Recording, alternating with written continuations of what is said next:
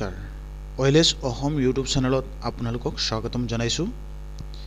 আজি মই PM কুসুম আঁচনি যিটো সৌৰ পাম্পৰ সাবসিডি পাবলৈ কেনেকৈ আবেদন কৰিব লাগিব সেই বিষয়ে সম্পূৰ্ণকৈ বুজাই দিম এই ভিডিঅ'টোতে। যদি আপুনি এজন কৃষক হয় আৰু সৌৰ পাম্প ল'ব বিচাৰে তেতিয়াহ'লে এই ভিডিঅ'টো সম্পূৰ্ণকৈ চাওক।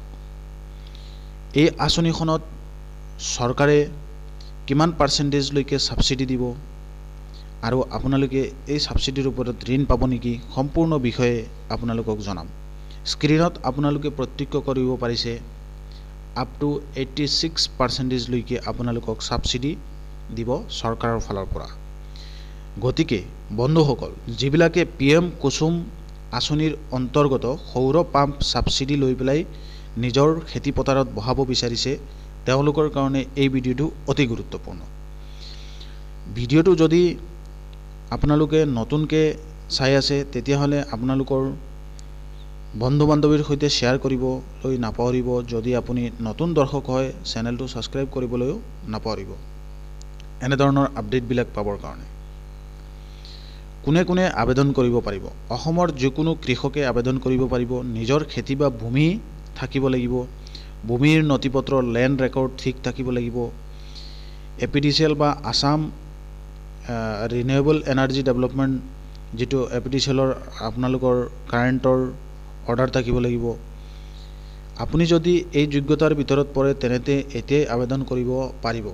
আৰু এই বিষয়ে সবিশেষ জানিবৰ কাৰণে জিলা কৃষি কাৰ্যালয় যিটো আছে তাতে গৈ পেলাই আপোনালোকে এই বিষয়ে যোগাযোগ কৰিব পাৰিব।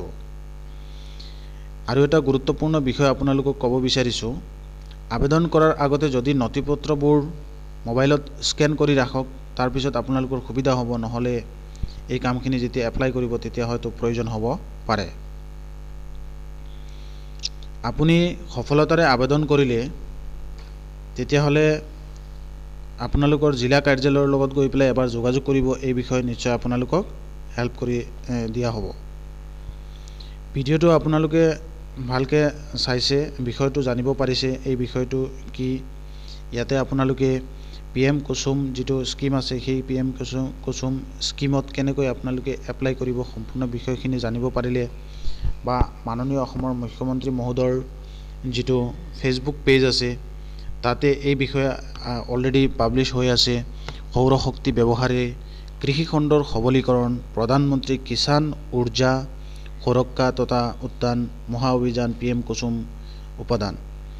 আৰু ইয়াত ৰাজসাহাৰ্য হিচাপে 86% পৰ্যন্ত ৰাজসাহাৰ্য প্ৰদান কৰা হ'ব।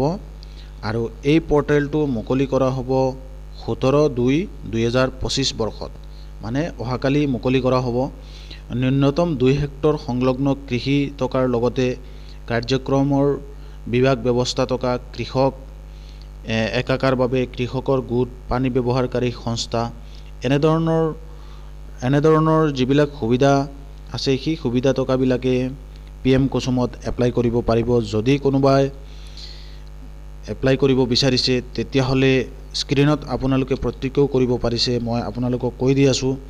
পঞ্জীয়ন কৰিবৰ কাৰণে pmkusum.assam.gov.in ৱেবছাইটটোত ভিজিট কৰি পেলাই আপোনালোকে বিষয়খিনি জানিব পাৰিব। গতিকে অহাকালিলৈকে আপোনালোকে অপেক্ষা কৰি থাকক। আৰু যদি ইয়াৰ পিছত ভিডিঅ'বিলাক আপোনালোকে চাই আছে তেতিয়াহ'লে বিষয়খিনি গম পাইছে। যিকোনো কৃষকে যদি এপ্লাই কৰিব বিচাৰিছে তেতিয়াহ'লে আপোনালোকৰ কাৰণে এটা সুবিধা হ'ব, 86% পৰ্যন্ত আপোনালোকে সাবসিডি পাব।